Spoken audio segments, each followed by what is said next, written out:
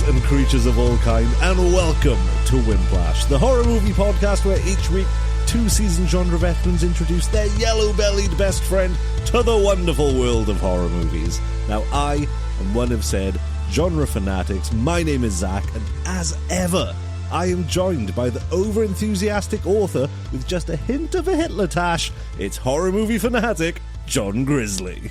Hello everyone, I've had the right food, I could fart a hole through the sun. Oh, there we go, good energy. Bringing it out of the gate. I'm aiming the energy right at the sun. If I have another heat wave like last week, I'm blowing a hole through the sun and I'm going to fly through it. Right, so I want to talk about the makeup of your farts, because surely a human fart is a gas, and if you were to fart a concentrated beam into the sun, it would catch a light and it would blow you, if anything, through the earth. I've got a very powerful, like, Play-Doh Wait, pusher what? thing. If you remember, like, the little Play-Doh pusher toy thing when we were kids, it's so powerful it turns into plasma, so I can fire myself across the cosmos. All parts of me. Okay. Ah, fucking hell. Do you ever get that feeling that you just want to restart an episode? No. But we can't, and that other voice you hear is a guy that I went into business with, even though he clearly fucking hates me. It's horror movie wimp, Willy Webborn. I am it. How's it going? Are you okay? I'm off-put by this conversation we've had out of the gate. This bodes well for this episode. I am feeling suddenly very warm. Oh, good. Yeah, I'm this going to is fart at you as well. That'll teach you. my cheeks are up and I'm enjoying it. Good. Not only are you feeling particularly warm, but you're also feeling your freshly balded head. And rumour has it, this is because you are in the early stages of prototyping the Wimplash wig. Oh, now you need one. Now I'm bald. Oh, that could be like a line in the advert, like a kid turns around the camera like, now I'm bald.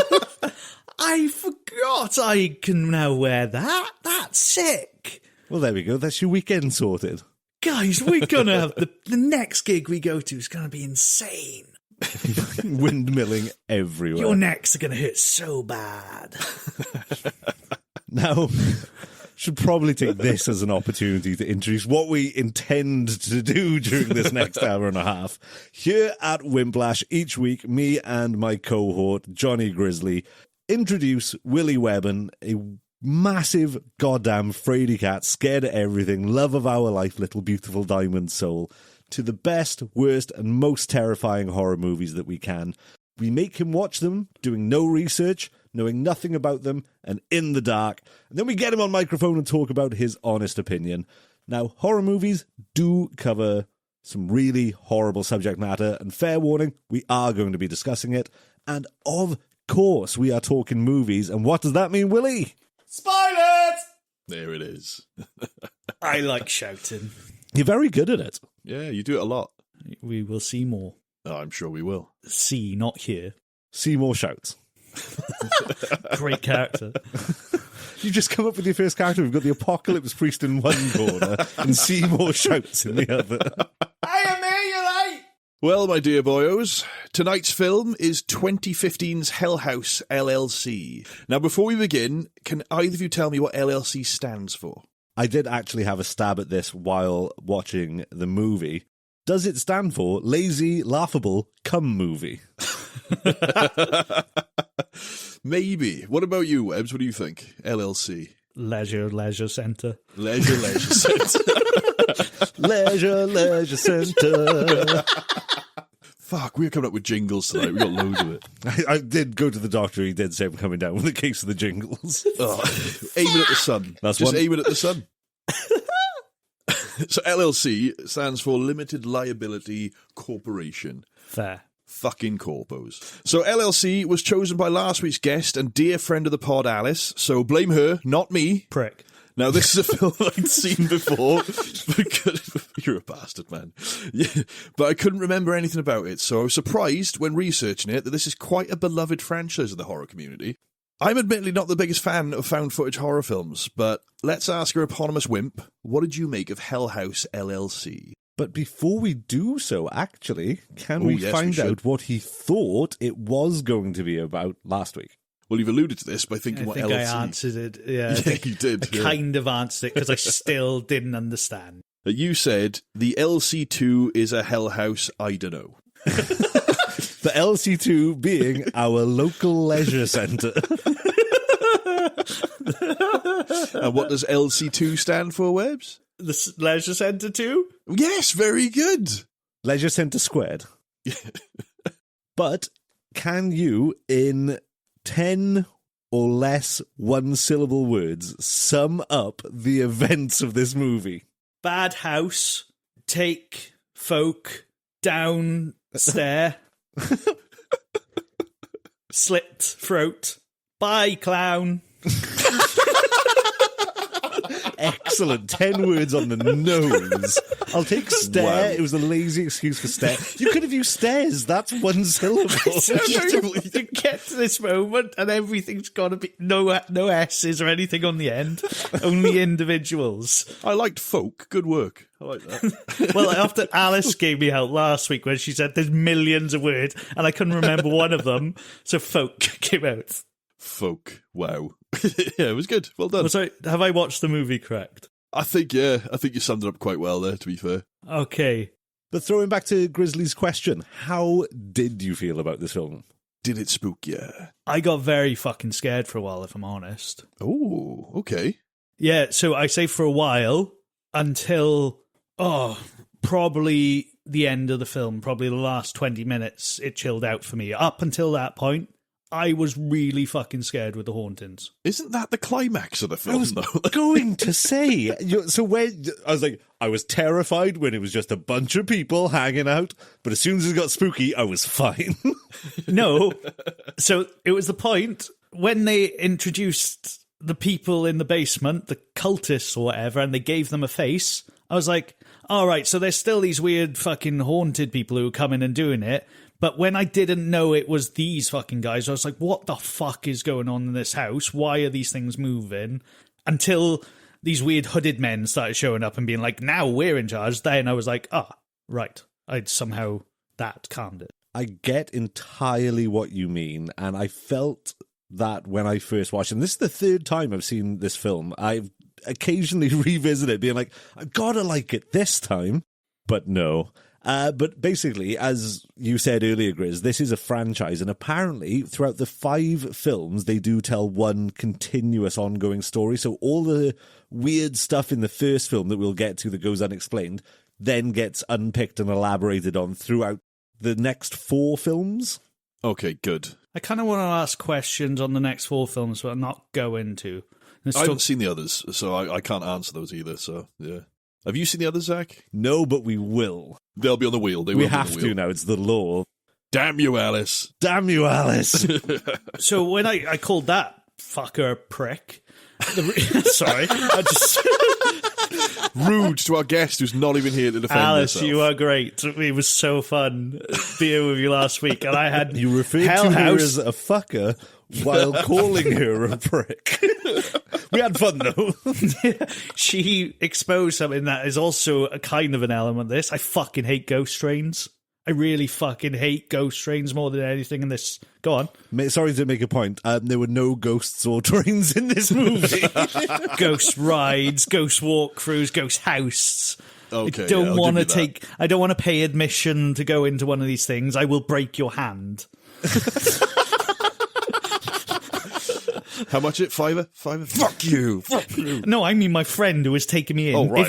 I would If you try and get me in there, I will break your fucking hand. No, you imagine us 3 walking through, you either side of me in the middle, and just clenching your fucking hand. I'm putting you in a straitjacket. You're not touching me. I will cry. I am actually going to cry. I'm putting you in a straight headlock. That whole thing scared the shit out of me, basically. I'm going to put you in a papoose on my back and carry you through one. So, I've got so many questions. First of all, I just said there was no ghosts in this movie. Where do we fall on that? Are there ghosts, or is it demony hell possession energy? I should probably eject first, actually, because there are 2 versions of this. Okay. There's a director's cut. Which ones did you guys watch? Do you know? Thank you. I think I watched the undirector's cut the first time and the director's cut the second time. same as I did, okay, because I did pick up on extra bits, so we did the same. The streaming platform we watched on changed it during our watching period. I think so. I think I searched for it twice, and then I just came up with the other one the second What about time. you, Zach? What version did you watch? I've seen both versions, but I rewatched the original cut for this, just because it's shorter. Okay. Have less LLC. Yeah, Good. I wish that the second watch was that first watch. Fuck me. So should we dive into what actually scared you about the film then, Webbs? Because obviously the actual climax of the film that's meant to scare you didn't. It calmed you down. Yeah, yeah, good. So it turns out you don't like goofy. Well, it turns out you're completely fine with goofy goobers in not clan robes, cult robes. God, there's a different film with the clan robes. I'm going to have to cut all of that. I fucked my sentence and then mentioned the clan. Only on the Patreon, ladies and gentlemen. So it turns out you're completely fine with goofy goobers and cult robes. Yeah, I suppose so. Who appear out of nowhere. I don't know. Then why didn't you like the Void? The Triangle Clan were right there, Webbs.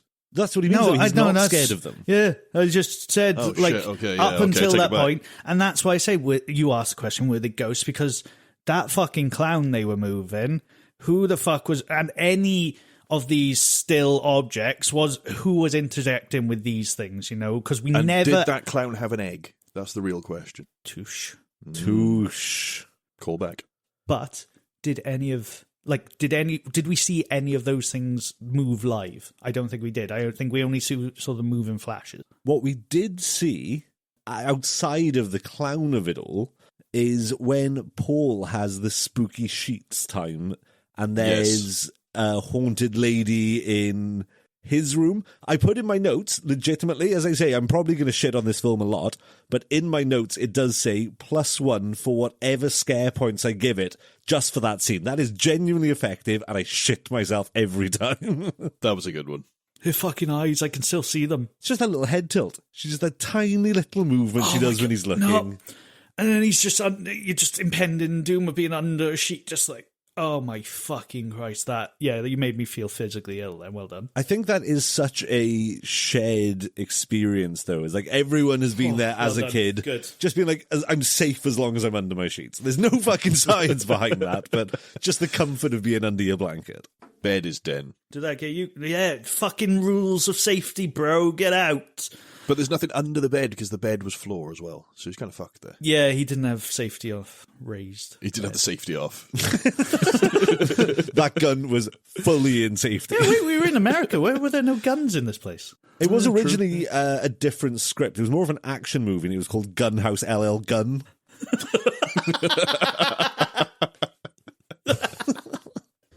For fuck's sake. Sometimes I think you're telling me facts and then you just...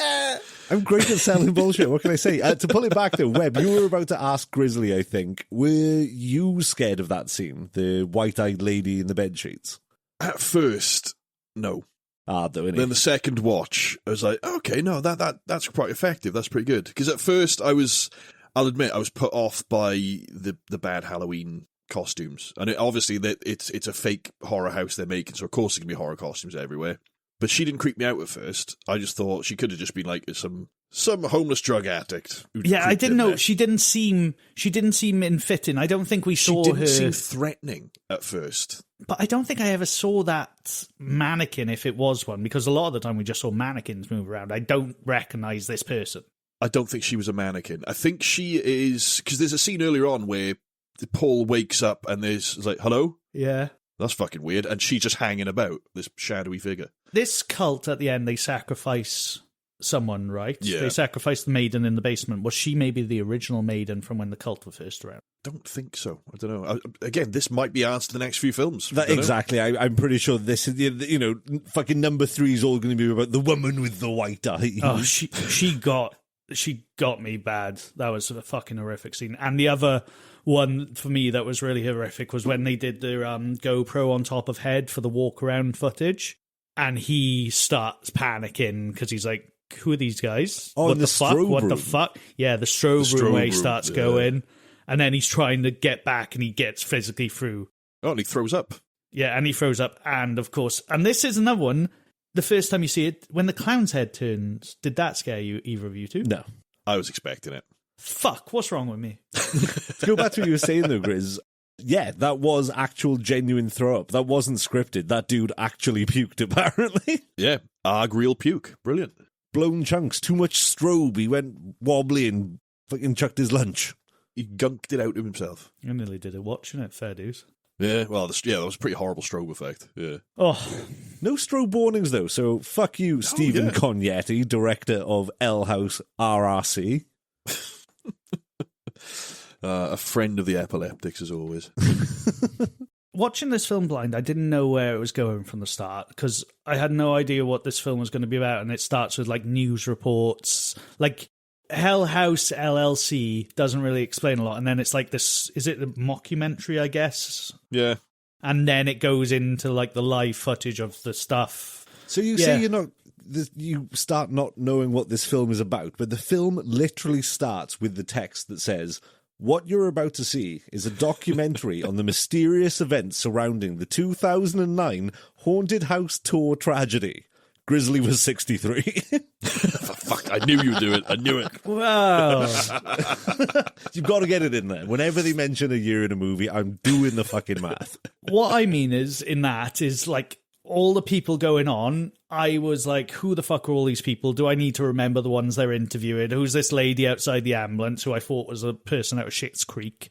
The one shot of just a woman sat on the back having oxygen. Yeah, she looked like the lady out of Schitt's Creek. I did check. It's like a 2-set. I know exactly what you mean, but it's literally just like a passing thing. I With know. like someone in the background having oxygen. It caught my eye.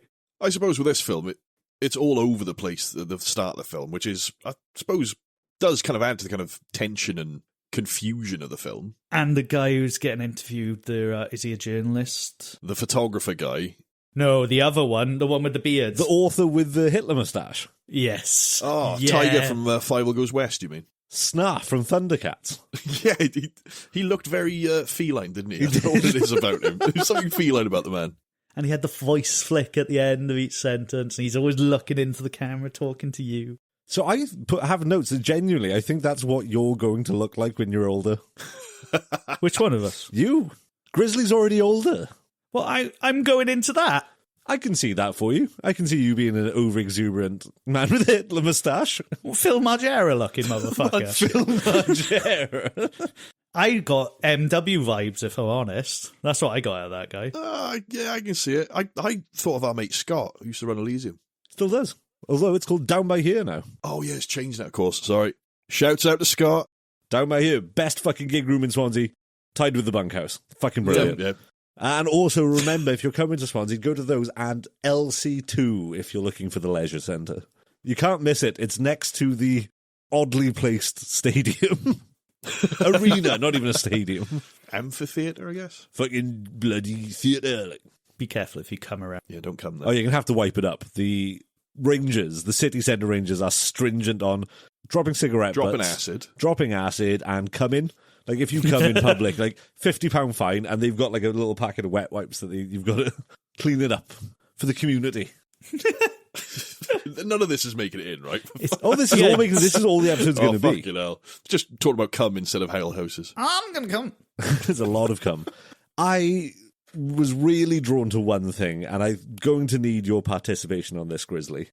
Okay. They make mention in an earlier scene before the spookening, when they're all having drinks at the bar and they're reminiscing about previous haunts, and they talk about a previous actor. Yep. Lucifer, yeah. And they say that he is from Queens. Can I either request that we build it in canonically that was Sal was the actor, or I was going to say, can you create a brand new character, which is the devil from New York? Hey, welcome to fucking Sal's Saloon, son. We're going to sacrifice you to the devil. Love it. As soon as they were like, oh, there's a guy with a thick Queen's accent, I was like, yes. I know someone with a thick Queen's accent. I speak the Queen's English. What the fuck you going to do about it? That's one each? One all? I don't know sports terms. I'll take one each. I can't remember what my joke was, but we've got more than Webborn, and that's what counts. Loser. I do have a Willy question. I've got many Willy questions. Growing up, we all do. So you... Good. 2. Two. Yep. 2-1. So He's got two penises. So you've already made mention that if we try to put you near a haunted house, you will break our hands. I'll fucking kill you. If you had a hand in actively setting up the haunted house, we get a location, the three of us, we decorate it in full light. Would you then be scared to walk through it in full production? Oh, I thought you were going to ask me, was I going to take part in it? And I got an answer for that as well. If I set the whole thing up... would you still... If you took part in setting it up, would you then be scared doing a full walkthrough of said haunted house? My problem would be I would struggle setting it up because I'd have to be in someone's company the whole time if it's in an environment like this. I think I'd struggle on my own because I'd get spooked. I'd spook myself in that build-up point. So I don't really know if I get to be able to do a walkthrough because I'd struggle to build it. So if you have a piece of paper and write the word boo, does it scare you? I think I completely see that for you, because I remember when we were in a car recently and you were talking about, and we can cut this if you don't want to have it on the podcast, a house you were looking at. Yeah. And you mentioned it being old, and then I made mention of like, it's old. Whoa, what's ever happened there? And I saw the colour draining out of your face as you were driving. You're like, great, this house I was excited about, I don't want to look at. I'm not sure what to expect yet. I don't know. And as for if like the same thing, we set it up and I was an actor and I was getting in role, I'm sure I'd lose my mind the same because I had no idea for ages who actually played the barman. I'm sure I turned into that fucking barman. You know, on the That's first... the point, yeah. Because it's got to be Paul, right? Because Paul doesn't show. Who the fuck was the barman? That's who I'd be. Oh, great, you're coming in with cameras. Yeah, I second watch, I tried to work out who is that.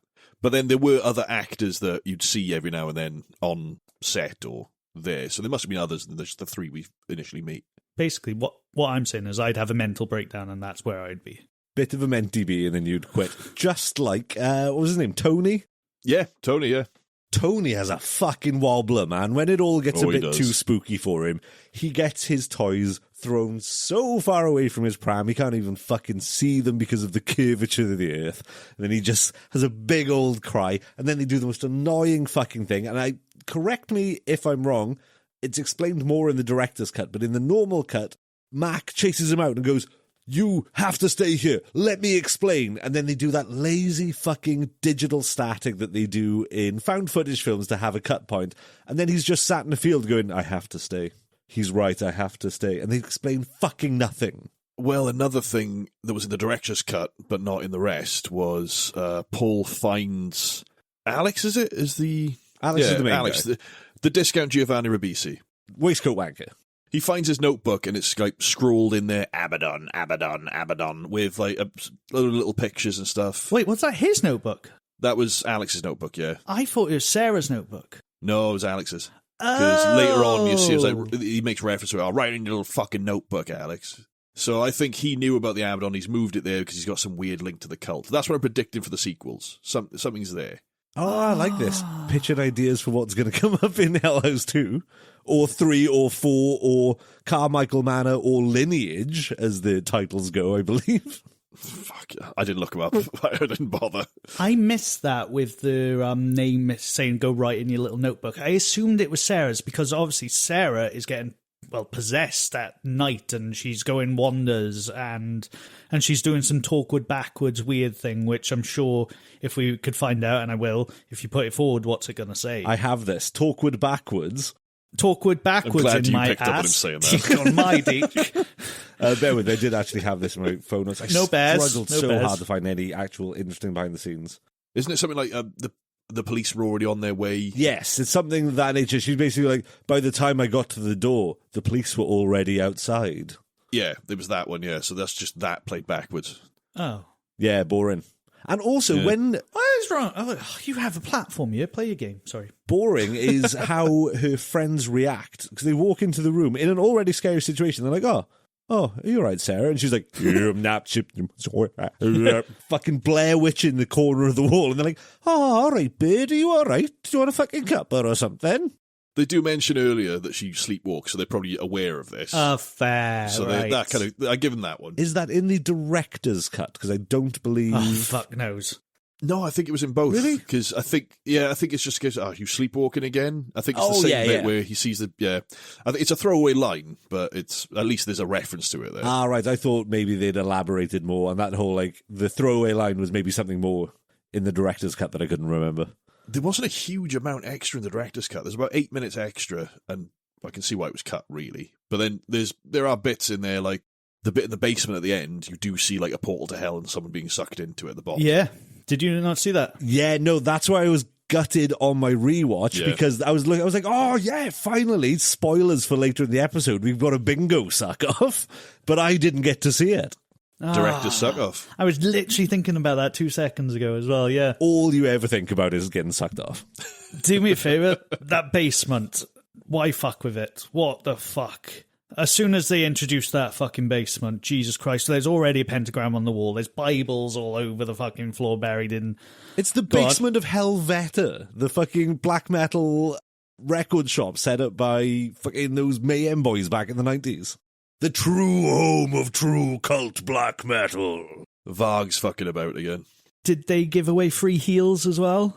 No, but I'm pretty sure they, like, burned loads of churches and murdered people and each other. Oh, then... There's quite a bit of that going on. But they did... If they fucking trusted, like, the whole house of CCTV will get a big guy in to protect this woman. Just fucking... Who can pop his eye out.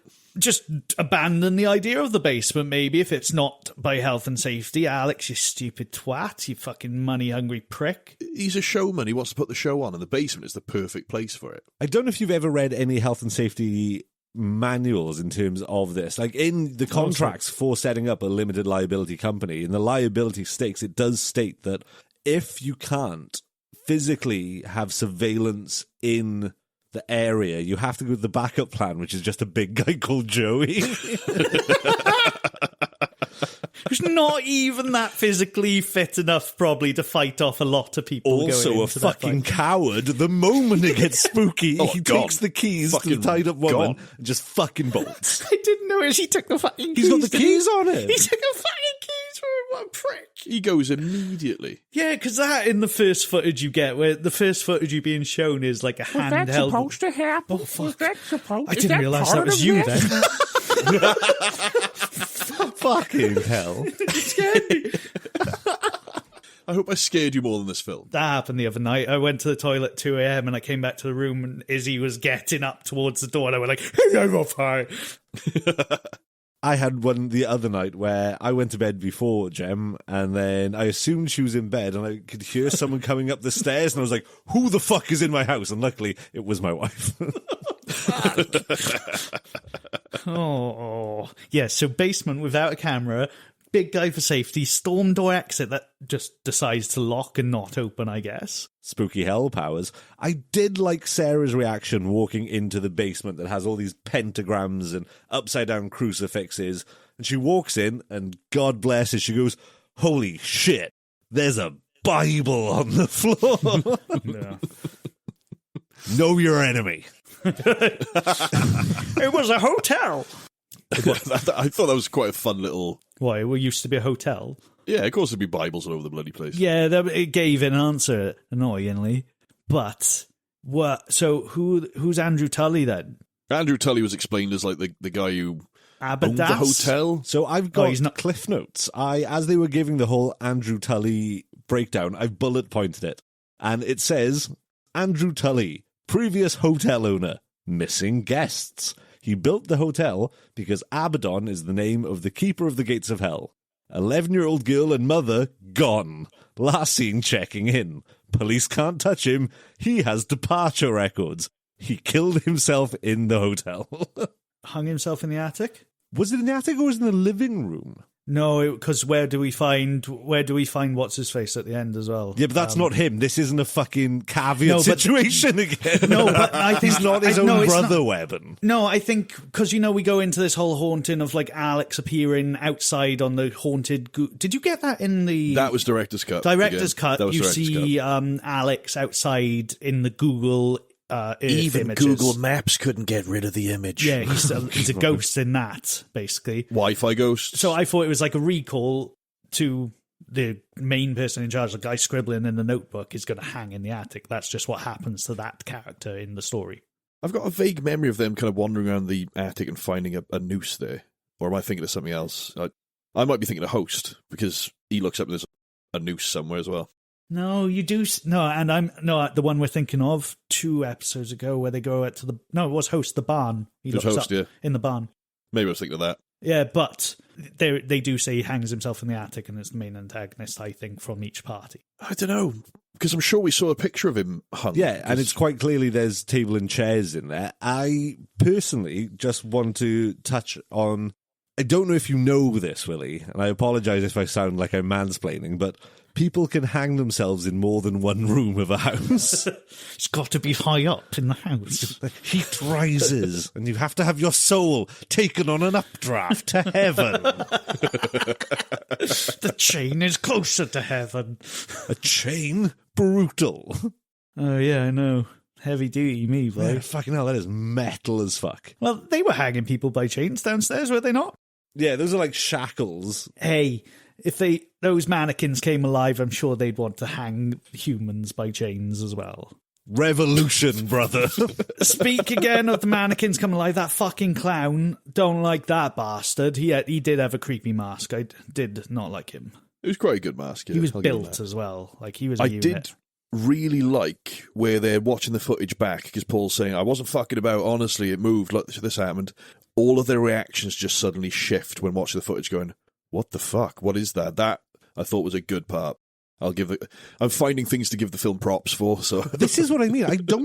It's not necessarily a bad film. It's not poorly executed in any way. What I really think my problem is with this, and I wrote this in my notes, and then halfway through the film I went to get a drink, and I expressed this thought to my wife, and she said, you say this every time you watch the film, and that is, I don't like a single fucking character in this movie. Absolutely. I need to be able to actually root for someone, but I didn't like anyone. What, you didn't like Paul, I love you too much for a lawsuit? Paul is the biggest fucking That is a horrible misogynist I've ever seen in a Fucking fucking hell. movie. He is awful. Man's an arsehole. And Jesus. then Mac, Angry Ginge. Yeah, Angry I literally Ginge. have a note that says the ginger's a bastard and all. Yeah, the henchman Ginger for Alex. Alex, I'm going to argue with you, but I love you, mate. I had that at the very start, and in this week's episode of Why Aren't Alex and Mac Arguing, I wrote in my notes straight away, there's a lot of tell, don't show. Yes, in this very film. much. There's a lot of it. It's like, these two argue. She could have just looked right at the camera and said that line. I like Hitch. Yeah, you know. Reminds me, Willie question I have written down, do you like Hitch? Fuck yeah. What the fuck's not great about Hitch? So I confused it for a while. I was like, oh yeah, Hitch is a good film. Who would have thought that Will Smith as a superhero would work? And then I remembered that that's Hancock. Hancocks. No, Hitch and Kevin Nash. Nash. That's Kevin Smith. Not Kevin Nash. Razor Ramon. It's not Kevin Smith, is it? No, What is it's not Kevin Hitch Nash either. about? Oh, it's a guy who helps people on dates. Like, he does all the investigation into the woman the person wants to date. He gets paid to do all that and then feeds it all. So these guys are the perfect match. What the fuck? That's not romantic. No, that's fucked, That's innit? gang stalking. No, it's business acumen. No, he's the type of guy who helps on dates. He goes under the table, and to take the stress off during the first date, he gives you both handies. Oh, Will Smith giving us both handies would be lush. I'll draw it. So to go back to something you said earlier, I don't want to just get brushed over. Joey can grab his fucking eye. Yeah, yeah. That's horrible. Can we talk about that for a good fucking 15 minutes? That's not a problem. I know. The actor can do that. It's fucked, right? And he tells people, don't do it. It's fucked. But he can grab his fucking eye. You've got to keep your hands so clean. I've seen that actor in something else, and I cannot think what. Oh, the eye grabber. The eye grabber, yeah. Oh, no, it was eye grabber too. I haven't seen the first one. Yeah, no, it was Keanu Reeves in the first one. Oh, shit. Eye grabber of Notre Dame. It's just fucking... How do you learn to do that? What situation where you just find yourself like, oh, that's actually totally doable. It goes back in. He's reading a book and wanted to zoom in. 3-1. Oh, he is on fire. I'm doing all right today. Son, watch out. I'm going to fart through you. What's Play-Doh got to do with this? Yeah. What's Play-Doh but a second-hand emotion? The fuck, I knew you were going to... Can I have a point for that, please? You can, yeah. Any Tina Turner gets it. So, also, Tony, the fifth guy. Tony, yeah, the camera switcher. He gave us the most likable character, because he had a bit of sense, but at the same time, he's got no fucking spine, has he? I guess.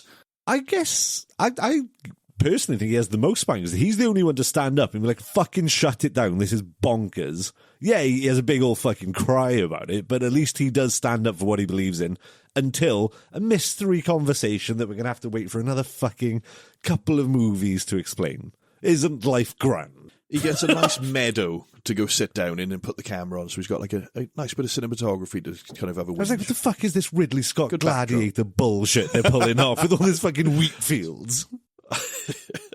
That's in my notes, the fucking fields of... We are too fucking similar. You know, like, all those, like, times where they get woken up in the night with noises downstairs, that gives me the fucking shits. It happened quite a lot as Yeah, well. Hector on his fucking piano is a bit of a dick. I quite enjoyed that. No, It's I very don't. silly. He's a fucking asshole, and then they run in and nothing. Ugh. Yeah, so I didn't like that. I didn't like the clown at the bottom of the stairs. Anything to do with that. I just fucking shit, isn't it, really? Bottoms of stairs. I like when he's looking at... Because much like you, Webb, sometimes I like to think, what would I do in this situation? And when Mac is looking down the stairs at the clown, you're like, what the fuck? Is that... What the fuck? You'd fucking drop kick it, wouldn't you? At least throw a shoe. I think it's either a mannequin, which means I can drop kick it with nothing wrong, or there's a prick in there, in which case it deserves a fucking drop kicking. Let me go back to fucking sleep. You're getting drop kicked. Go back to the basement and sit down. I'll turn full rage, I'll piss myself, and then drop kick them. Because I'm so scared, I'm going to piss myself. Oh, pee-pee pants drop kick. Ooh, dangerous. Top rope. So very early in the podcast, we established a ghost rule for you, Willie. Is this Grizzly's first ghost rule, which is pricks deserve a drop kick? Fucking right, yeah, punch him. Yeah. And if your hand goes through, it's a ghost. Run. Yep. Or you're really strong, but then also you're in a lot of trouble. I'm strong enough to punch a ghost. I jumped to 49 because I rule 49 earlier because I thought it's way further down the list, but it needs to be addressed. No walkie-talkies, please, because I can't be dealing with interference on a walkie-talkie in any situation with you guys. I won't like it. We had some fun interference on those, just screams coming through it. Yep.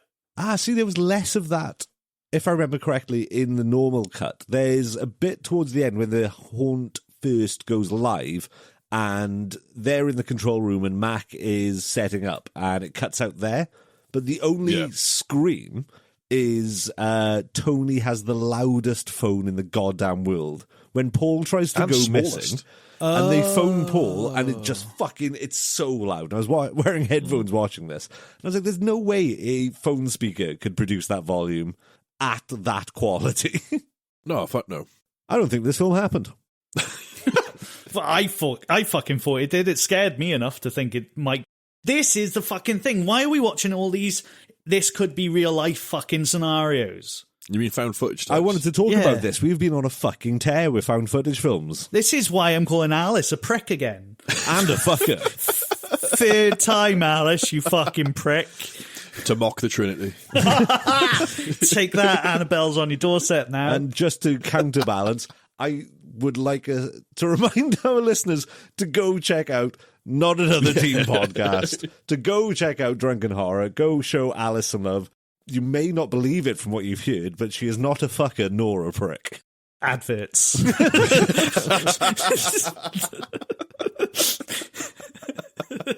There you go. Oh, this film. I've noticed a trend that the worse the film, the wackier the episode. Yeah. Like, Hereditary you're was not wrong. earnest. We had a really earnest conversation about the movie. The first thing we talked about during this was farting through the sun. Obviously, we've been through a few found footage movies recently. I want to propose that we set up a sub-bingo, a sub-genre sub-bingo for found footage movies. Okay. As there are tropes specific to found footage movies. There's Ones I've noticed, lazy digital static Fuck yeah. used as a means to cut between scenes. Yeah, I 100% agree. This was like shot on digital, or meant to be shot on digital, right? Yeah, I'd assume so. Because there's a bit later on where they show like Sarah walking through a field, like they do with Cloverfield, but that's meant to be on a tape. That doesn't happen with fucking digital. So why is that cut in there? Oh shit! Very good point. Yeah. They're not filming over. No, anything. yeah, they're not recording over a previous recorded tape. You've just put that in there as an editorial choice, you silly bastards. Yeah, it happens. It goes back to her driving in the car earlier on as well towards the end. I did not consider that. What are they filming? Or is this previous footage and they're just filming over their old haunts? You wouldn't Jesus do that Christ, either, listen to the conversations we're having once in a while. We literally just said there's no way you can do that with digital. I'm sorry, I'm thinking tape. Well, she does say at the start when she gives like the bag there, what's all this? She says, Hell House. Is that a bag of tapes? So maybe it is on That's high what I 8 mean. or something. I don't know. I'm not sure. I don't know. It's 2009 that's what though. Why would they be filming on tape? Well, it's 2000 late, isn't it? So was it tapes or was it like mini drives? I don't even know. But mini drives, it would still be individual files. Yeah. It wouldn't just be like if it's digital. We definitely weren't quite at digital level. We didn't have the capacity of SDs surely at 2009. Are you fucking mad? I had an iPod in school. Yeah. Wait, how old am I? Well, I'm 60 fucking 3 when this film came out. I'm just thinking we did Foundation around that point, right? Yeah, and you remember the digital camera we took to London to film dumb shit with? Yeah, was the one I had with film in it, a MIDI camera. Was that film? Yeah, that's what I mean. I still got all them downstairs. Oh, interesting. So I'm being a yeah, it's sarky not going on bastard. to an S. It's fine. It's not going on to an SD. That time I had it all on these tapes. I still got all my little tapes downstairs. So maybe it is going. So back it's a to double exposure then. Okay, well. Yeah, all right. they're filming over their last. All right. That might be the thing. So that might be footage from before in their Queens. We might come to a Queens episode in Hell House 69. Who fucking knows? Well, that's a very good... If it is filmed on tape, it goes back to the point we were originally making. Then why is there fucking digital static cutting between shots? Still fucking got you, Hell House. We still fucking got you. Boom, take that, Stephen Cognetti. Another one for the subgenre sub-bingo would be the reason why everything's being filmed, thrown away carelessly in this film with, boy wonder wants this all documented. Yeah. That's why everything is filmed. Even when Paul's asleep, he just leaves the camera running. To be fair, maybe we'll find out in one of the later ones. Who knows? Who cares? Who cares? Alex is a douche. Alex is a dickhead. Yeah, he's a fucking He ass. very much is. They're all twats. Yeah. Just one other one. I don't know if it's very often, but I can think of like Cloverfield, I can think Blair Witch, I think this. Confessional. Scared person doing a solo confessional to camera. That's another one for the subgenre sub-bingo. Yeah. They've even got that in This Is the End. They got the little confessional cam in that, haven't they? Is that found footage? There's parts of it that are. The confessional There's camera the bits. confessional cam, yeah. Oh, yeah, shit. Yeah. Okay. But Alex is a prick. Yeah, Alex is a dickhead. Did they? I don't think they did in this one, because usually in found footage films, they name the characters after the actors, so it doesn't break immersion for them. But I don't know if they did in this one. I didn't look up. Yeah, it wasn't. Because I was trying to find the character names earlier because I found them all so forgettable. For my notes, I had to Google what the characters' names were, and no, they're not. They're not The named actor after for the... Paul, the T.J. Miller wannabe, his name is Gore, which is always Gore. it's always a good horror name, that one. Oh, Gorehog. Yes, I'm aware of Gorehog. I'm a big fan of his work. Gore Verbinski, that's another one. Oh, there you go. Gore Vidal. And apparently, the lady who played Sarah is called a bucket of human slop. That's a joke about Gore, not her or her performance.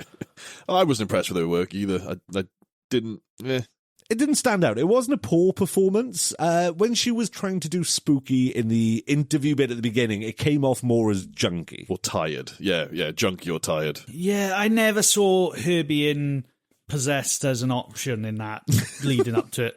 You know, like, I don't know, like she obviously invites the people who give her the interview to the end and where she is in the hotel again. Room 2C. But 2C. 2C. We don't need But eyes to see. I didn't, as you said, it was quite, I guess it was the weak performance. I was like, oh, she's just a bit upset. Again, I wouldn't say weak. Not a standout performance. I don't think she was particularly bad. One that really got me, I would say probably my least favourite performance in this movie is one specific scene Alex gives just before the haunt opens, and he's giving a pep talk to the scare actors, and he's supposed to be nervous. He's got stuff on his mind. He's like, gee, guys, I really think everything's going to be A-okay. And it's like sitcom level, this guy's nervous, and it pissed me off. He belongs as an extra in Seinfeld. That's what he comes off as to me. A non-speaking role. Yeah, he should be in the background. Wearing a shirt. And nothing else. Silently Daffy Ducking in the back of a Seinfeld. Not going to lie, you're very close. If I stood up, I was very close to being that tonight. I know I'm wearing this quite open shirt right now, but I was tempted not to have anything on underneath it. The gusset's completely blown out of the pair of pajama bottoms I'm wearing, so there is meat dangles happening. And sign up to the Patreon. If you want to see our low-cut tops and meat dangles. I'm fully clothed. But I'll fart through it soon, don't you worry.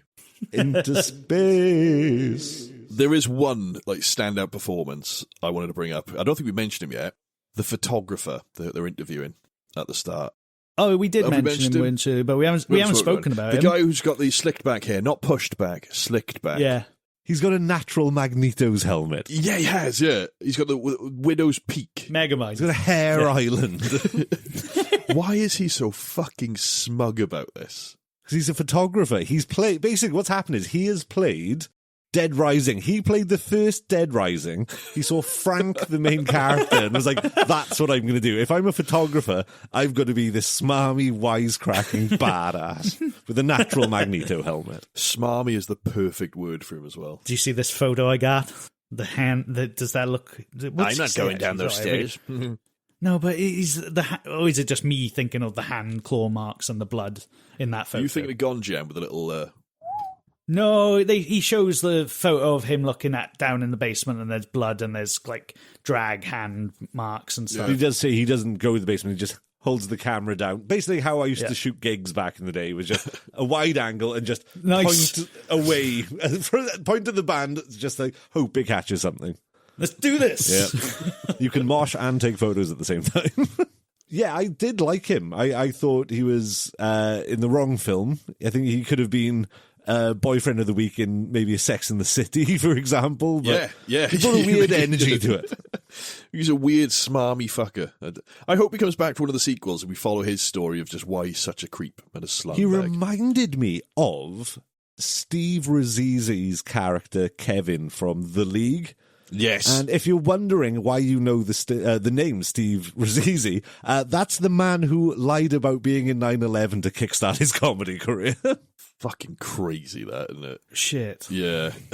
And it's a shame because The League was fucking brilliant, but it turns out that guy is fucking bonkers. Speaking of The League, who I saw from The League recently in a horror film, and in fact, it's in quite a few horror films, Mark Duplass. Mark Duplass kicks ass. Have you seen great. The Creep Plasticast. films? Plasticast. Plasticast. That's how to say Plasticast. Have you seen the Creep movies? I've seen the first one. I haven't seen any of the others. We are doing Creep. The whole good, franchise, good. even the TV series they did. It's all fucking genius. I didn't know there was a TV series. Yeah, it's quite recent. They've done a few series of it. It's fucking brilliant. I love Mark Duplass. He's great. But yes, he popped up in a very recent modern horror film, In the Back Rooms. We'll talk about that at one point. It'll go on the wheel in a couple of months or a year or two. Yeah. Trying to think what other horror stuff he's done, but he's just he's a great filmmaker in his own right, and he does very good things for up and coming and especially LGBT filmmakers. He has foundations and schools and stuff where he really supports people that the industry would otherwise maybe shun for no other reason than they are who they are. Okay. So we like Mark Duplass. We're iffy on Steve Rizzizi. Let's get a Plasticast of Mark Ducast. Plasticast. Oh, tongue twister. Plasticast of Mark Duplass. Perfect. Plasticast of Mark Duplass. Boom. There you go. That's when you warm up before the show. Masterclass of Plasticast. Plasticast of Mark Duplass. That's so fucking hard to say. Well, he deserves one anyway. He does, yeah. Good on you, fighting the good fight. One of those ones you used to get. Did you ever have them when you were a kid and you'd get a little, basically, thick condom in the shape of one of your favourite characters and you'd fill it with cheap cement and peel it off and it would be like a plasticast of a Ninja Turtle that you could then paint? Ninja Turtle condoms. Fucking right, yeah. I don't think I was trusted with the Plasticast stuff. I think I would probably try and eat it. Were you trust with Mark Duplass, though? He wasn't. He was only given Paul Scheer. That's a good little joke for people who know the cast of The League. And that's not me. Jesus Christ. So is there anything we want to touch on this film before we start jumping into the segments? Well, I was going to mention, because this is a bit more of a segue, but more Hell House related. Have either of you heard of McKeany Manor? Yes. Webbs? Is it a band? No. It's another kind of horror house walkthrough, but not really a horror house. It's just fucking torture. You have to sign a waiver, and the only payment is you bring a bag of dog food for some reason. Yeah, no, I have seen this. We spoke about this. It was on Dark Tourist. Was it on Dark Tourist? Oh, I didn't see that one. I've seen Papa Meat talk about it. Yeah. And the guy's a fucking idiot. I think last pod have done, or at least covered it on like side stories as well. So it's in our adjacent media influence. But I was going to make the comparison of like Hell House LLC and these kind of horror walkthroughs. McKeany Manor is the hostel of that, where instead of going for like anything supernatural or horror related, it's just fucking torture. Yeah, fair. No, I do understand. That's the hostile version of the walkthrough, is what you're saying. And he might actually kill you, truthfully. Oh, they fully just hold you underwater and just like pull your teeth out. And shave your hair, all sorts of shit. Dicks We'll be right. All three of us will be fine now. Love a good dick on me. Did anyone like the sign? Like the Hell House sign outside the building when it's lit up in red? I wasn't that impressed. Yeah, it was a nothing sign. Did you boys know, though, actually, going back to McKeany Manor, that the set of this movie is a actual haunt? Yeah, I did read that, yeah. Oh, they finally have something good about the... So the building and the haunted house attraction is in Pennsylvania, and it's called the Waldorf Estate of Fear, and it's an annual haunted house attraction. So fair play to them for that, for being like, why would we bother finding a place to do this and set it up when we'll just ask them if we can use theirs? Yeah, that's a good shout. It's not much of a thing in like Britain, I don't think. Or maybe it is more recently. It's coming more so. Yeah, we're getting more definitely becoming more so. We're getting more theatrical American culture things. Yeah. But I like the kind of the big turn a house into a horror house, charge people to go in and have a look around and get spooked by it. I would say this film, there's another film that's done it better and only one segment, and it's already on the wheel. Zach, you'll probably know which one it is. Yeah, it's later in the franchise. I know exactly. I was literally just thinking about that when you were talking about it. All the time watching it, it does it better. I think very much so. It's better done in a short from another film. So, fuck you, Stephen Cognetti. Webbs, you'll know soon enough. So who was a bartender? We don't know. Fair, he's great. He was serving Stephen cognacs. Oh, very good, very good. That's 4-2. Not very good, that was terrible. So, are we to believe, maybe, and maybe again it will be explained in a later film, is that the bartender, is that the devil from Queens? He's just come back for his revenge. He's like, shit on my ass. A fucking camera, look at get me out of my fucking devil costume. Hey, I sell you drugs, Paul, you fucking asshole. Reminded me a bit of Paul Bearer. Oh, no, would you like a martini? Don't go downstairs. Speaking of silly voices, though, and I apologise if this is just the lady's accent, but did you notice that the lady at the reception at the end, when the documentary crew are asking what room Sarah's in, spoke a lot like Christopher Walken? Yeah, I did pick up on that. Wow, we don't have a Sarah. Our hotel rooms don't have letters. That's a good one. Stick this watch up your ass. And on that casual xenophobia, shall we jump into some segments? Let's play. Let's do it. Play Ice Z's Body Count. And it is fruitful. Thank fuck. It's been a while. I think we've had a film with like a thick, veiny body count. So I'm looking forward to jumping into this. So now we start with 2 body count honourable mentions. We have body count Andrew Tully, checked out of the Abaddon Hotel for good. And body count the girl in the original walkthrough footage who gets trapped under that tray holder cabinet thing and genuinely makes the most horrible noise I've ever seen in a movie. She die? I didn't. I'm I didn't assuming she was one of the... Was it 14? The honourable mention, died? the people who died in the Crush Stampede. And also, I wanted to ask, what is that called, Webborn, as someone who used to work in kitchens? What? The tray holder cabinet thing. Yeah, you got it. Oh, that's the official name. Yeah. Yeah, I thought you just put trays on it and it holds it, and then you put them in the oven. Yeah, beautiful. There you go. Yeah, thank you. It does the thing that holds the trays in the place for the oven. That's been keeping me up for weeks. Body count. You should. Joey, the scare actor, also checks out of the Abaddon Hotel for good. 9 days later, though, right? 9 days later, and not on screen. We find out in a text bubble. Like Yeah. VH1 pop-up video. Did you know Joey hung himself 9 days after leaving? He pegged it. Do you think he stopped, or do you think he just ran all the way home? He went, wee, wee, wee, wee, wee. Yeah, it's like, you bastard! I'm the nice one. I'll huff, I'll puff, and that's because I'm an overweight man running. We're not doing IC's body shame. I see body shame. Body shame. Evil, spooky cult men get the actress. Yeah, they do. Yeah. And drag her to hell in the director's cut. Is it her that gets dragged to hell in the director's cut? It might be someone. It's in not there. clear, but yeah. Well, they say... No, she gets her neck slit. No, right? I don't think so, no. Aren't they at her and everyone's screaming and they're watching her just get her neck cut? I didn't see that. They come at her and then something gets dragged to hell a little bit later. So I struggled with this body count, admittedly, because that whole crescendo to the movie that sent you into a delightful slumber, apparently, Webborn, is so shaky cam, found footage shot. I did struggle a lot with piecing together what actually happened. Mm-hmm. But just to go back to the actress lady, bless her, I forgot the character's name. Melissa. They tie her up, they give someone else the key, and then they cut her clothes off. Surely they should give her the opportunity as an autonomous human being to get into costume herself, and then they can get her in position for the scare. You don't tie her up and then go, oh, by the way, we're going to cut your dress off. Hell House LLC hates women. I'm putting it out there. Yeah, no. If Paul was down there, it was going through the bra as well. We get a shot earlier in the film where Paul basically puts the entire camera up Sarah's ass.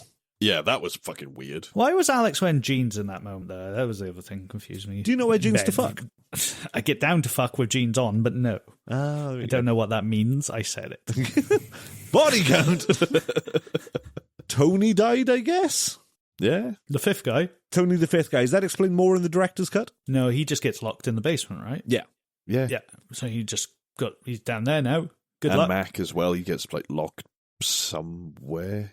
Mac gets done up by the culties in... Oh, yeah. In the attic. In the attic. Sorry, body count. Mac gets done up by the culties in the attic just after finding, body count, Alex getting hung by the culties in the attic. Yeah. And somehow Sarah gets away from that situation, but I just thought they wanted kisses, really. The culties. Is that where this calmed you down? Yeah, I suppose. This is it. When they started being these guys, it was like, when it was nothing that I could understand, I still don't know. Maybe that's what I mean. I don't understand what a cultist is. I don't fucking know. But when it now gave... it's just naff boys in robes. Fuck that. Yeah, when it gave it a figure, I was like, ah. When it was just boys in nice robes relaxing, you're like, they're good time boys. They're relaxing. They could come over whenever they want. It's a bunch of lads. Fuck that. Just chilling out, maxing, relaxing, all cool. Mackin. That's where my cousin lives. Body count. Paul attacks Sarah. What a fucking gentleman. And then she gets dragged off screen. So, talking about Sarah's death, I only picked up watching this time really fucking weak foreshadowing earlier. Is it death, though, isn't it? It's... Well, this is the foreshadowing I was getting to before you so rudely interrupted me. Sorry, I'm just thinking of these fucking horrible... You don't have to if you let people explain what they're fucking talking about. I haven't got any veins to go with it. So in the interview earlier on, when Diane, the interviewer, is talking to Sarah, and she's talking about, like, where have you been, blah, blah, blah, and she says she's been in a better place. Isn't that what you say to someone after you say to a loved one, they're in a better place? I thought the hotel was just really nice. It is. It's stunning. Have you not seen it? Beautiful. Yeah, she's got a bed on the floor and a window at the same level. So I believe her dead because obviously fucking Paul near enough keeps her head in. With a camera? Can I just say, I think this might be another trope for like found footage, but using the camera as a weapon, always shit. Don't bother doing it. For fuck's Especially sake. face on. Face on, I think, is a bit more ridiculous. He did it facing his own face as well. At least he used the blunt end of the camera for it, Yeah, but I for fuck's suppose. sake. Yeah, it Some does look things very have bad. used the lens to attack people and it just looks shit, so don't do it. I guess it's just a way of getting a kill in without having to then have the set piece of the kill. If you just have, it's shaky cam, someone's dead, you hear squelches and blood goes on the lens. Who dragged her off as well? Culties. Culty boys. Oh, they're fucking hoodie boys, aren't they? Stupid. Who would win in a fight though? Bloody Hellhouse culties or bloody Void culties? Oh, fuck, boys. You know what's true? I actually gonna give that to the Void culties because they have those. They have those Triangle fucking knives, don't they? Triangle clan. Triangle clan. Void still shit. Fuck you.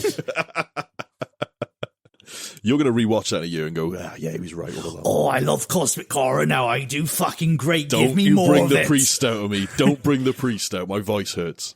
There's only one way I can solve this situation. Body count! Paul cuts his own throat.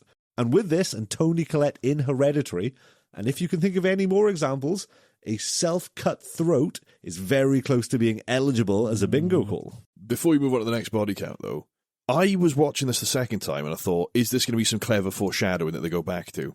When he does his throat in, he picks up a bit of glass off the floor. Is that the plate that he finds that they say looks like Sarah? Or was that just like... Oh. If it was, that would be good, but I don't think it is because you don't see the piece of glass. Let's find out in film 26. So I'm glad you brought that up. I forgot to mention that. They pick up that shard of a plate and go, haha, it looks like Sarah. In as much as there's a picture of a woman on it. There's nothing that's it, yeah. distinguishable to say it looks like Sarah, and it doesn't play into a larger story. At this point, it might by film 48. But yeah, just, as I say, this film hates women. They're like, look, one of them. Look. She got a minge of you. It's like looking at John Grizzly and thinking you're watching Carpool Karaoke. Oh, fucking you do throw you through the have floor. strong No. Gordon vibes. No, I don't. I'm going to throw you away. You're going into the sun first, and I'm going to fart at you. Body count. The documentary crew gets done up by the culties. In your classic found footage off camera, bish bash bosh, no action, no traction. Everyone's a winner, baby. So I think we've been watching a lot of found footage, and I think this might be the one that's kind of turned the tides, and I may be shying away from them because of the shit taste it left in my mouth.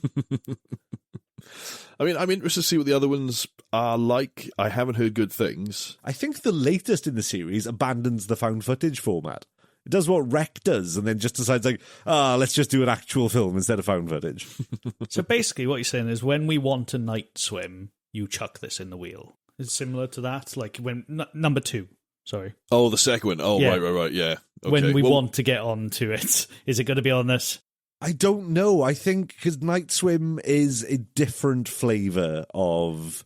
Shit. Yeah, different flavour of shit because it's just like kind of scratching your head. Like, who thought this was a good idea? Whereas Hell House is like, it's the bones of a good idea, but Yeah, it's got something. It's just, it wasn't done well for me. And we're going to get to written reviewing. I think this film would have benefited a lot if it had abandoned the documentary style, the cutback. So, like, it'll show you something scary, and then it'll just freeze frame and show you, like, oh, in case you missed it, here's the spook. And that was going to be what I wanted to bring up about another possible bingo card, and it's called Fuck You Action Replay. I don't need to see it twice. Okay, we've had it. We've had this for Okay. late night as well. Gone Jam. Gone Jam. Oh, Gone Jam fuck had you, it, action yeah. replay. Yeah, because I've had it once. I don't need to be scared fucking twice, you prick. that had a fucking time loop one as well, even better. Fuck you, action replay. Because all 3 examples have been technically found footage. That's for the subgenre sub bingo. Yeah, okay. That's definitely on there Right, for that. I will compile that for the next one. We will actually have a subgenre sub bingo for the next found footage film. But We got this. fuck found footage. Let's continue talking about this found footage film. And I think it's about time we play Wimplash Bingo. The music goes here. Wimplash Bingo.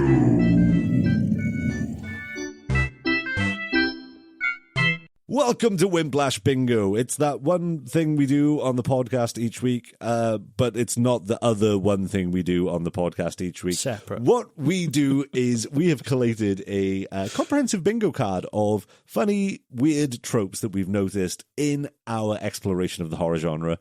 And each week I will read them out one by one, and the boys can shout out if they've noticed that in this movie, and we can discuss that scene in a little bit more detail. And we start, as ever, with a stone-cold all-time classic, A Woman Not Touching the Ground. Help me, did I? Because I was actually quite scared in this film, and now I'm thinking about it, I can't remember.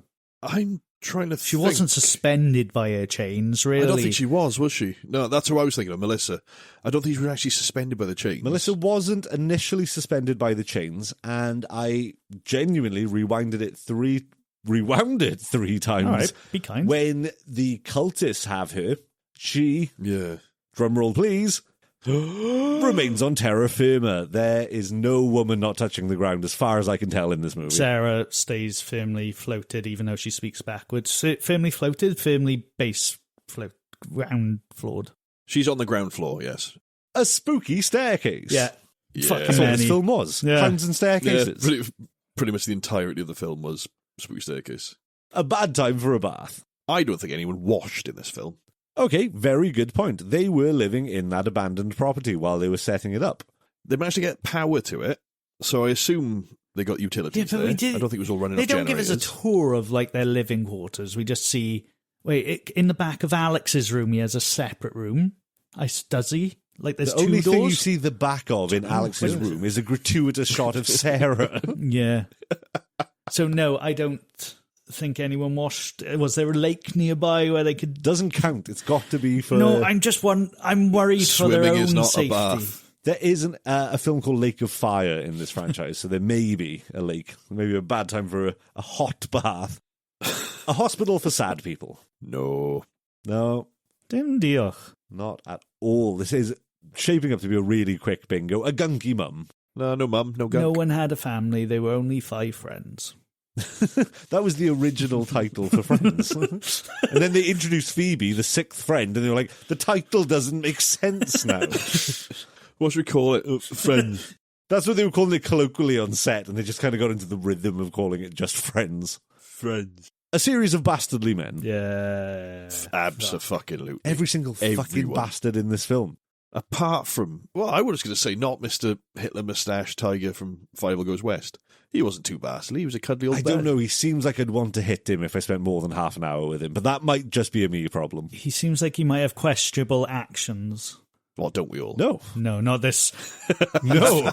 I'm Not for this farting at fucking- recorded, publicly available medium. No, I don't. I am farting at celestial bodies right here. It's going to happen. I'm protecting my public image. Someone getting slip-knotted. Well, we did suggest that Sarah got slip-knotted. No, wait. Sorry, never mind. No, cut. No slip. No, I mean, the closest is Joey pulling his own eye out. He kind of pushes Yeah. fingers into his eyes. Oh, Is this a slip-knotting with a lowercase c? Yeah, it might be. Where's the it C? might very well be. Well, it's like a keith with a lowercase c. It's like a mild keithing. slip-knotted. Slip-knotted. Slip-knotted. Got slip-knotted. Yeah, got okay, I can slip-knotted. get that because he did put his fingers into his eyes, but he then didn't pierce his own eyeballs with his fingers, so he got slip-knotted. He self-slip-knotted. Wow! Someone getting their head keithed in. With a lowercase c just again. She gets attemptedly keefed in and ends up with scratch blood faced. So when she was on the floor covered in blood and you see Paul walking behind her, I was initially expecting the boot down, give it the full Keith. And again, this is just my sensibilities, but any film where someone gets their head stamped flat is good in my books. American History X? It's a great film. Great film. It's an important lesson. We need wigs. We need to go outside. We need to touch grass. A teacher giving a lesson that is just the themes of the film? No specific teachers. No. No pum? No pum. No pum? Dimpum. No vehicles. Well, they're in a car at the At beginning. the very start, yeah. I was holding out hope for this next one, paranormal hair pull. but no. I don't think there was one, was there? No, as I said, we didn't really. Towards the end, we saw the cultists interact with people, but Kind of. yeah, They kind just of. walk at you. But then any of like the other times we saw mannequins or other things, we didn't see them move or No, they'd move off screen and off camera. things wouldn't wouldn't they? Yeah. move while being looked at on camera. We've got 2 newbies now on the bingo, and I think they both hit depending on what version of the film you watched.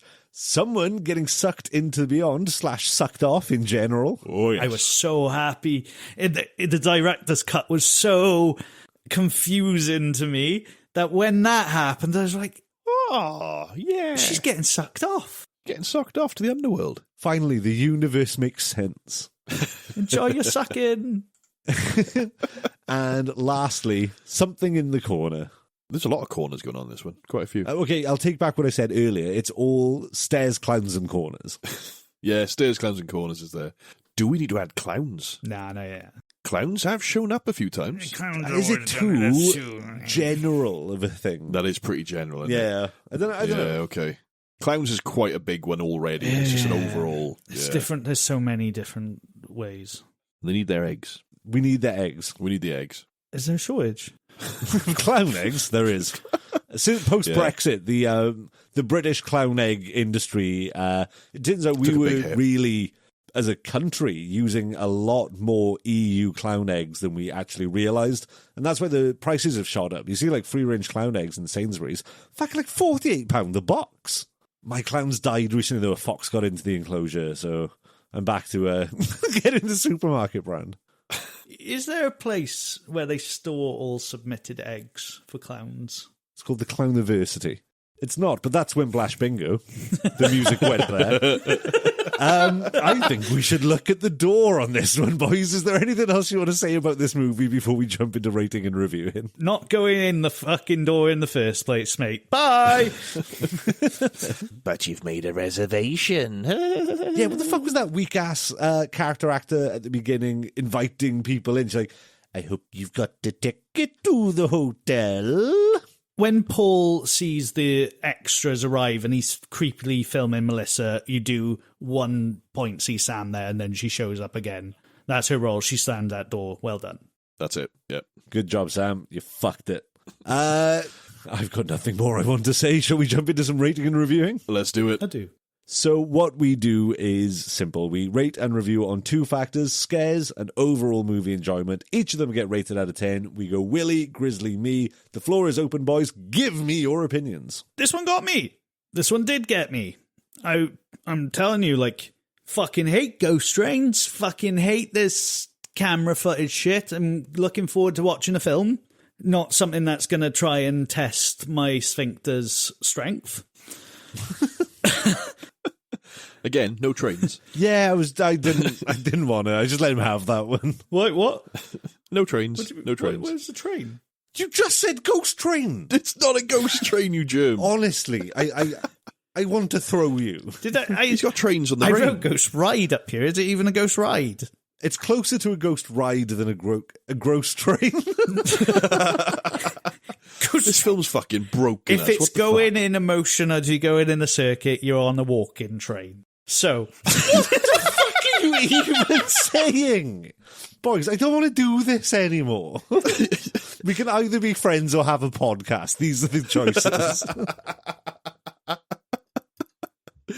Oh, you're a fucking animal. I don't get it. What did I do?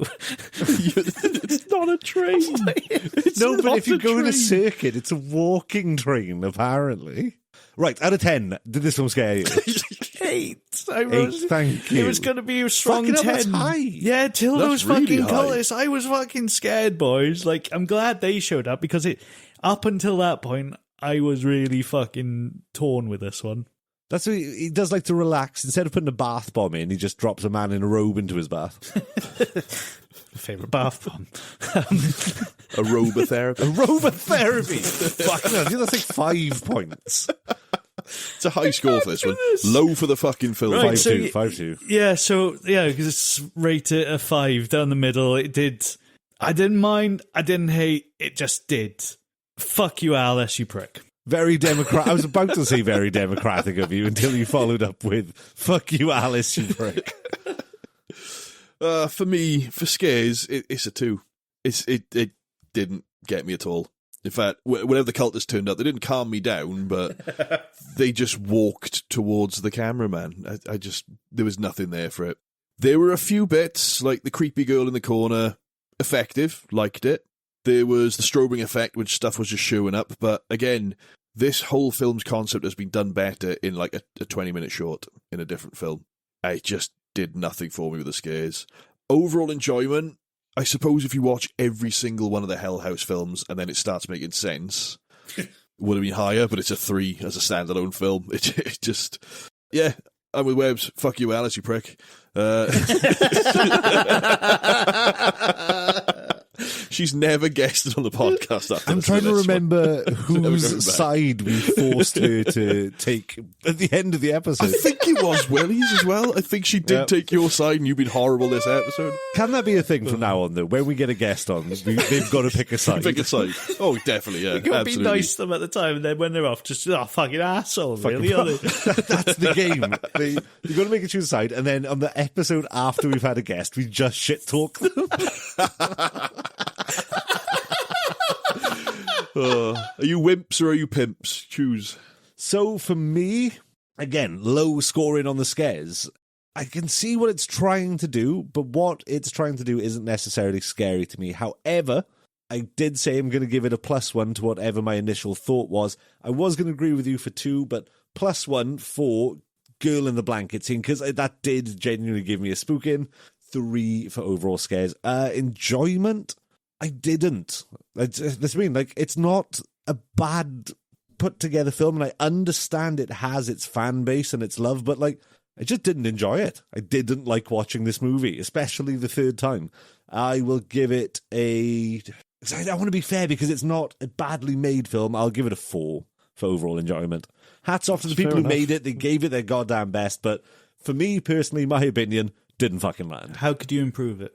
Better, more likable characters, ditch the documentary and just keep it a tight found footage, just friends in a haunted house, and explain the fucking story.